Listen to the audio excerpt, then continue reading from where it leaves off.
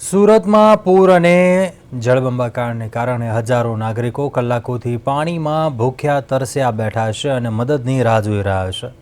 આ આફતની ઘડીમાં જનતાની પડખે ઊભા રહેવાના બદલે સત્તાધારી ભાજપના કોર્પોરેટરો અને વિવિધ સમિતિના નવનિયુક્ત ચેરમેનો મોજ કરતા નજરે પડ્યા છે।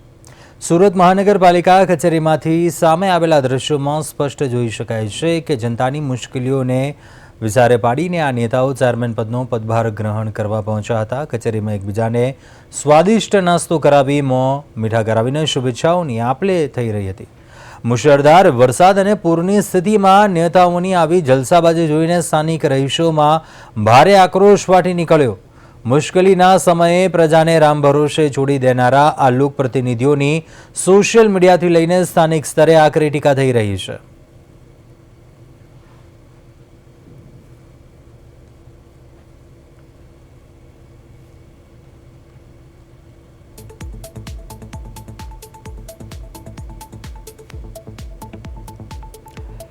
સુરતમાં પાલિકા કચેરીના આ દ્રશ્યો છે। એક તરફ સુરત શહેરમાં ભારે વરસાદ બાદ જે પ્રકારની પરિસ્થિતિ સર્જાયેલી છે અને બીજી તરફ કચેરીમાં જે દ્રશ્યો સામે આવ્યા, પદગ્રહણની ખુશીમાં એકબીજાને શુભેચ્છાઓ, ત્યારે કલાકોથી ત્રાહિમામ છે જનતા અને બીજી તરફ જ્યારે આ પ્રકારમાં પાલિકામાં સમિતિના ચેરમેનો છે, સભ્યો જે નાસ્તો કરી રહ્યા હતા તેને લઈને લોકોમાં પણ ભારોભાર રોષ જોવા મળી રહ્યો છે કે કયા પ્રકારની સ્થિતિ છે। લોકોની મદદ કરવાના બદલે લોકો આશા રાખી રહ્યા છે, પરંતુ બીજી તરફ જે નેતાઓ છે સમિતિના ચેરમેન જે બીજા નાસ્તો કરવામાં વ્યસ્ત જોવા મળ્યા।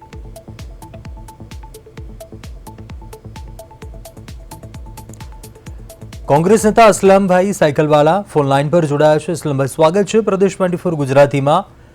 આજે જે દ્રશ્યો સામે આવ્યા છે, સુરતમાં ભારે વરસાદ છે, કયા પ્રકારની પરિસ્થિતિ છે, જે દ્રશ્યો સામે આવી રહ્યા છે ખૂબ જ ચિંતાજનક, અને બીજી તરફ આપત્તિનો સમય છે અને આ કોર્પોરેટરોનો જે દ્રશ્યો સામે આવ્યા, નાસ્તો થઈ રહ્યો છે।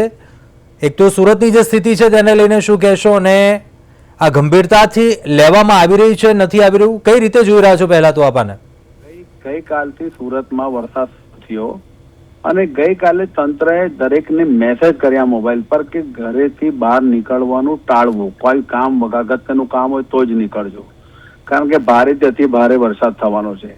મોડી રાત્રે જિલ્લા શિક્ષણ અધિકારી અને યુનિવર્સિટીએ પણ પોતાની શાળા કોલેજોમાં રજા જાહેર કરી સુરત શહેરમાં।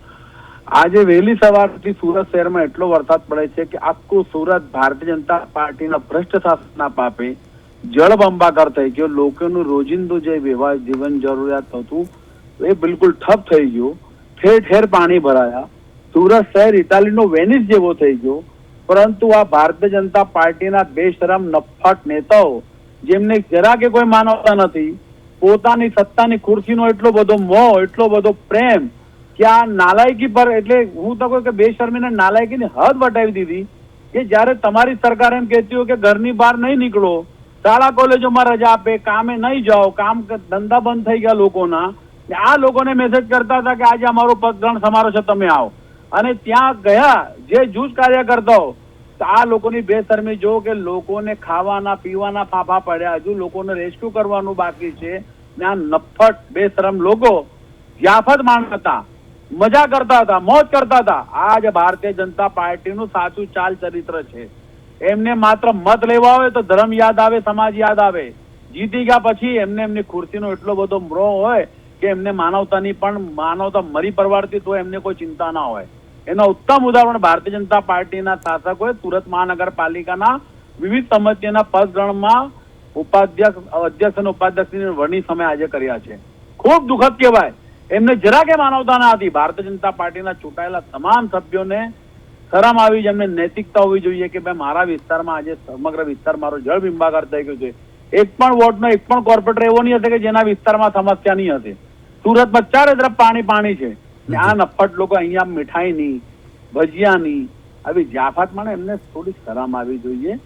થોડીક એ લાગવી જોઈએ. એક તરફ તમે કહો કે અધિકારીને અમે ગ્રાઉન્ડ પર ઉતારા, અમારા ચૂંટાયેલા જનપ્રતિનિધિ ગ્રાઉન્ડ પર, જ્યારે કોઈ જનપ્રતિનિધિ કાંસે દેખાતો નથી અને ઘરે પણ જતો ઘરમાં બેસી રહેતો હોય એવી સ્થિતિ થઈ જાય કે એમને રેસ્ક્યુ કરીને આપણે બહાર કાઢવું પડશે સમય આવે તો.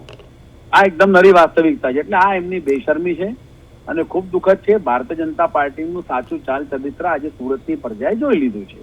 તો સુરતની પ્રજા આવા બેશરમ નફ્ફટ લોકોને ક્યારે માફ નહીં કરશે એ પણ નક્કી છે. ચોક્કસથી લોકોની ચિંતા કરવી પડશે, પ્રતિનિધિઓને પણ સમજવું પડશે. અસલમભાઈ, પ્રદેશ 24 ગુજરાતી સાથે વાતચીત કરી, આભાર આપનો. Thank you.